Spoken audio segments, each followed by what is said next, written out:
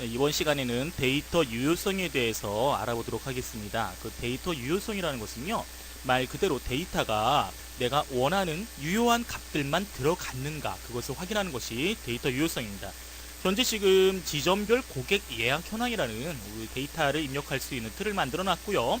현재 지금 성별, 뭐 남자냐 여자냐 하겠죠. 그 다음에 예약 요일과 예약 지점, 예약 금액을 입력받을 수 있도록 틀을 만들 겁니다. 자, 성별은 두 가지겠죠. 남자 아니면 여자 할 겁니다.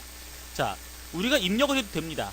입력을 해도 되는데 데이터가 너무 많거나 또는 복잡한 값일 경우 또는 영문으로 된 경우에는요, 데이터를 계속 입력하는 게 불편할 수도 있습니다. 그렇기 때문에 이 셀에 들어갈 데이터를 미리 입력해 놓거나 아니면은 조건을 입력할 필요가 있습니다.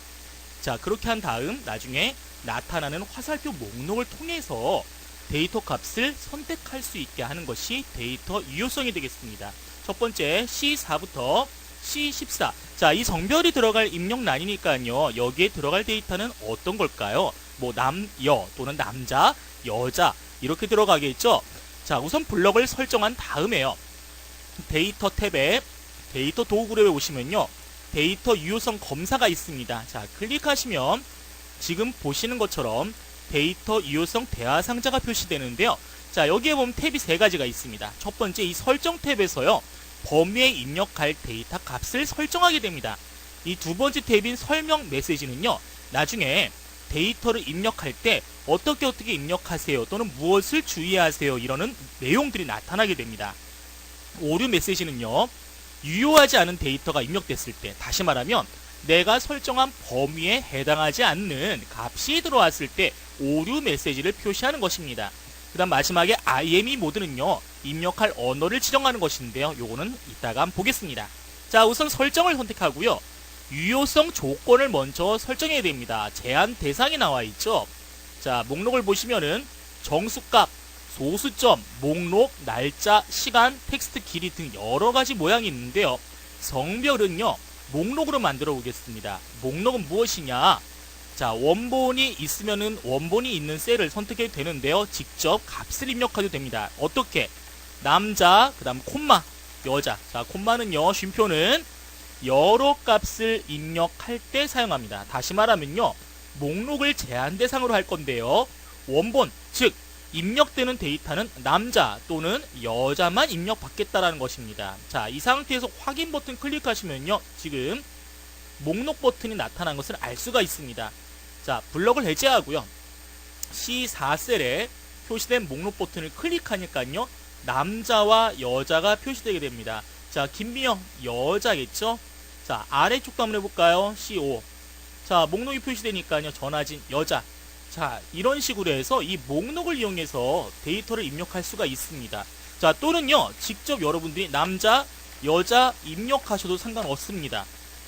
자, 근데 여자가 아니라 우먼이라고 썼다 이거예요. 자, 어떤 메시지가 나오는지 보세요. 자, 이런 식으로 스피커에서 땡 하는 소리가 나면서 입력한 값이 잘못되었습니다. 자, 입력할 수 있는 값이 제한되어 있다라고 나와 있죠. 자, 취소 누르시고 다시 한번 여자라고 입력을 합시다. 자, 제대로 된 값을 입력하면은 이상이 없고요. 잘못된 값 맨이라고 한번 해볼까요? 자, 이렇게 지정한 값이 아닐 경우에는 보시는 것처럼 에러 메시지가 표시됩니다. 자, 여기는 남자, 여자 이렇게 입력을 하셔도 됩니다. 다시 말하면요. 목록 버튼으로 유효성 검사를 설정한 곳에는요. 목록 버튼으로 데이터를 입력하거나 아니면은 직접 해당하는 값을 입력해도 됩니다. 일반적으로 목록 버튼을 사용하는 게 낫습니다. 자, 이번에는요. 예약 요일을 한번 만들 겁니다. 자, 예약 요일 월, 화, 수, 목, 금, 토, 일 7개의 요일이 있는데요. 우리가 법칙을 하나 만들겠습니다. 자, 금요일과 목요일과 금요일은 예약을 받지 않습니다. 다시 말하면 월요일, 화요일, 수요일만 예약을 받고요. 그 외의 요일에 대해서는 예약을 받지 않을 겁니다. 그렇기 때문에 이렇게 합니다. 자, 똑같이 블럭을 설정하시고 1번입니다. 첫 번째 블럭 설정하셔야 돼요. 데이터 유효성 검사. 자, 그 중에서 이번에 제한 대상 똑같이 목록으로 하겠습니다. 자, 어떤 것만 입력받는다 그랬어요? 월요일. 자, 콤마, 화요일, 수요일. 나머지는 받지 않습니다. 다시 말하면 월요일, 화요일, 수요일이 아닌 것은 안 받는다라는 겁니다. 확인 클릭하신 다음에 블럭 해제하시고 보시면은 월요일, 화요일, 수요일만 나타나는 걸 알 수가 있어요. 자, 여기에는 월요일 한번 입력할게요. 자, 화요일, 자, 수요일, 자, 목요일을 직접 한번 입력합시다. 어떻습니까? 똑같이 에러 메시지가 나타납니다. 자, 이런 식으로 들어가는 값을, 입력받을 값을 직접 지정해가지고 이 값에서 벗어나면 입력이 되지 않도록 만들어주는 것이 바로 데이터 유효성이 되게 되겠습니다. 이 데이터 유효성을 입력하면요, 제한이 있기 때문에 그 제한에 받는 데이터만 입력할 수 있다는 것. 요게 바로 데이터 유효성의 특징이라는 것을 기억하시기 바랍니다. 자, 이번에는요, 나머지 데이터 우선은 생략하고요. 예약 지점을 갖다가요, 이쪽에 있는 이 지점들 목록으로 한번 등록을 해보겠습니다.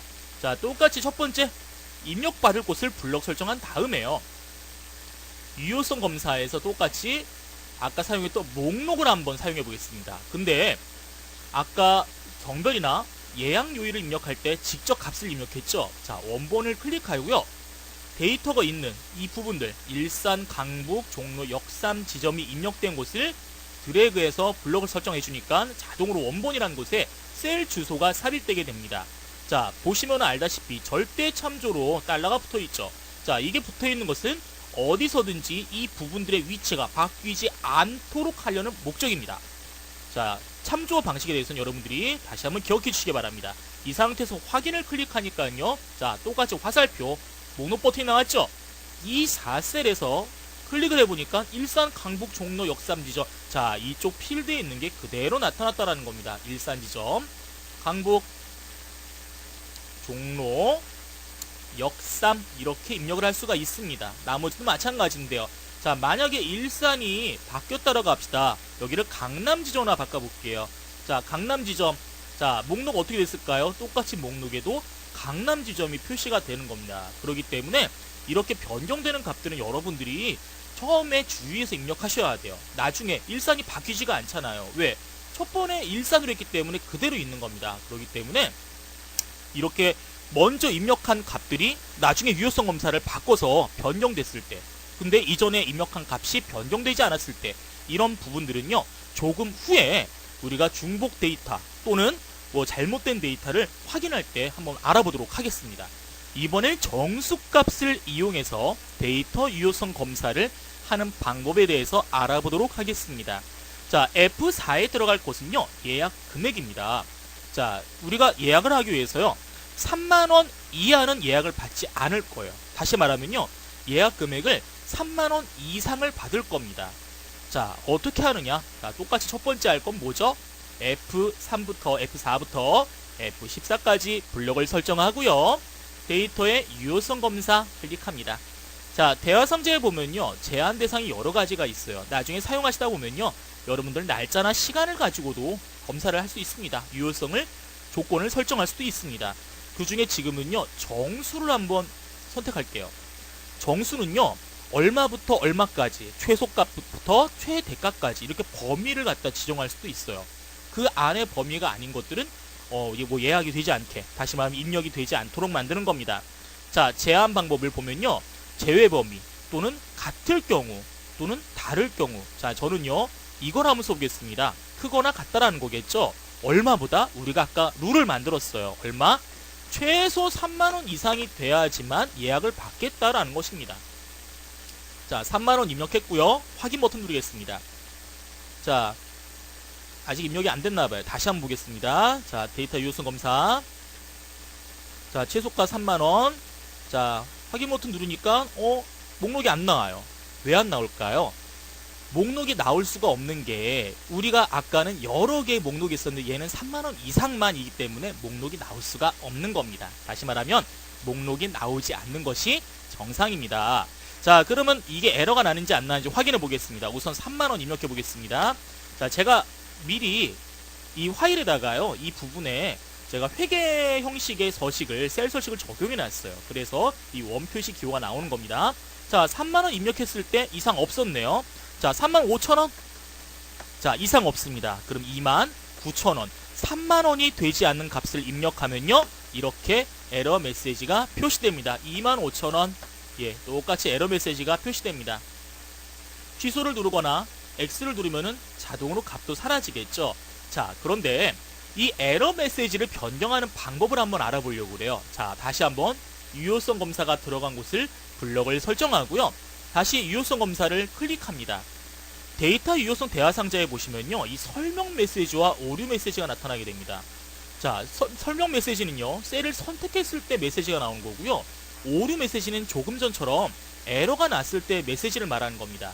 자, 제가 이렇게 한번 해볼게요. 스타일은 중지도 있고요, 정보가 있습니다. 자, 이 중에서 제가 한번 정보를 선택해 보고요. 제목에다가는 가격, 예약 금액, 확인, 이렇게 한번 써보고요. 오류 메시지에는 최소 3만원 이상 예약, 이렇게 써놨습니다. 그 다음 확인 단추를 클릭해 보고요. 다시 한번 빈칸에 25,000원을 한번 입력해 볼게요. 자, 메시지가 오류 메시지가 나와야 되겠죠? 자, 뭐라고 나와 있습니까? 아까 선택했던 인포메이션 버튼, 이 동그란 모양이 나타나고요. 예약 금액 확인, 제목 나타났죠? 최소 3만원 이상 예약, 이런 식으로 나타났습니다. 자, 이렇게 에러 메시지가 나기 때문에 입력하는 사람들은 이걸 보고 어떻게 해야 되는구나 라고 알 수가 있다라는 겁니다. 근데 제가 지금 목록을 눌렀길래 25,000원 들어갔을까요? 다시 한번 해볼게요. 25,000원. 자, 여기서요, 이상이라 나왔으면 확인을 해야 되는 겁니다. 중지가 아니기 때문에. 지금 이거는 에러 메시지이기 때문에, 에러 메시지 중에서도요, 그냥 정보기 때문에 확인을 누르면 그 값이 그대로 입력이 돼요. 그래서 이런 것을 방지하기 위해서는요, 유효성 검사에서 스타일을 정보를 사용하지 마시고요, 중지를 사용하세요. 자, 확인 누르고 제가 다시 25,000을 입력하겠습니다. 자, 아까는 확인 버튼이 있었지만 지금은 어떻습니까? 다시 시도라 아니면은 다시 입력하거나 취소하는 메시지가 나오게 됩니다. 정보는 주의해서 사용하셔야 됩니다. 자, 이번에는요, 데이터 유효성을 입력할 때 정보가 나오도록 해볼게요. 자, 예약 요일에다가 한번 해보겠습니다. 자, 블럭을 설정하고 데이터 유효성 검사를 들어가면요, 설정에 원본에 보시면 월요일, 화요일, 수요일만 입력받을 수 있다는 것을 알 수 있습니다. 설명 메시지는요, 이 셀을 선택했을 때 화살표 나온다 그랬죠? 자, 셀을 선택했을 때 메시지가 나타나는데 제목에다가 예약 가능 요일이라고 한번 입력을 하고요. 이 설명 메시지에는 월요일, 화요일, 수요일만 예약 가능이라고 입력하겠습니다. 확인 단추 클릭하면요, 셀을 선택했을 때 이런 식으로 버튼을 누르기 전에 예약 가능 요일, 이렇게 메시지가 나타납니다. 그럼 입력하는 사람들이 보고선 이날만 가능하구나 라고 알 수가 있겠죠. 예, 이렇게 해서 메시지를 입력하기 전에 메시지를 보여주는 게 바로 설명 메시지입니다. 자, 이번에는요, 데이터 유효성 검사를 삭제해 보겠습니다. 데이터 유효성이 적용된 곳을 블럭 설정하시고요. 유효성 검사에 보시면은 설정 아래에 모두 지우기가 있습니다. 이 지우기를 클릭하게요. 클릭하면은, 자, 모든 값으로 바뀌고 사라졌죠, 조건들이요. 자, 이 상태에서 확인 단추 클릭하니까 유효성이 사라졌다라는 거. 25,000, 2만, 예, 아무 메시지는 나타나지 않죠. 예, 데이터 유효성 검사가 사라졌다라는 걸 알 수가 있습니다. 자, 이번에는요, 제가 미리 만들어 놨던 잘못된 데이터라는 시트를 한번 살펴보겠습니다. 이 잘못된 데이터라는 시트에는요, 미리 예약 현황들을 제가 입력을 해놨어요. 미리 입력을 해놓은 데이터들입니다.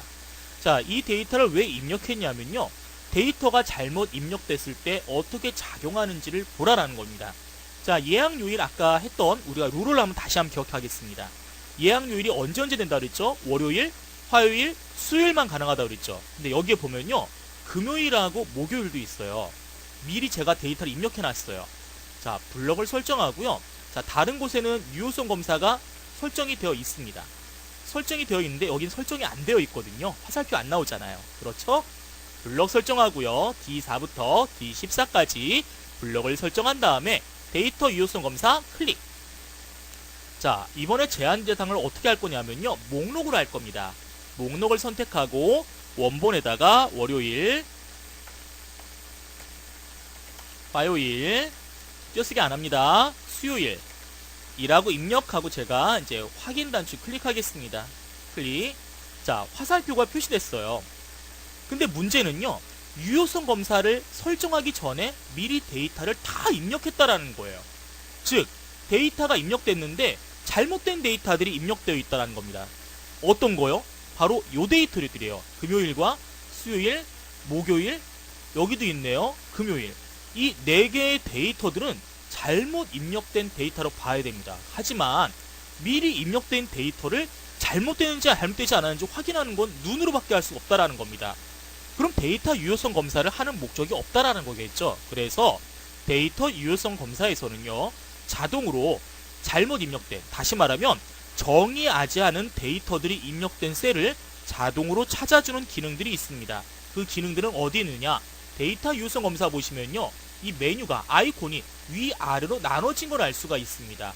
위에 있는 아이콘을 클릭하면 데이터 유효성 대화 상자가 자동으로 나타나지만, 아래를 클릭하시면은 데이터 유효성 검사와 잘못된 데이터 유효성 표시 지우기라는 게 표시됩니다.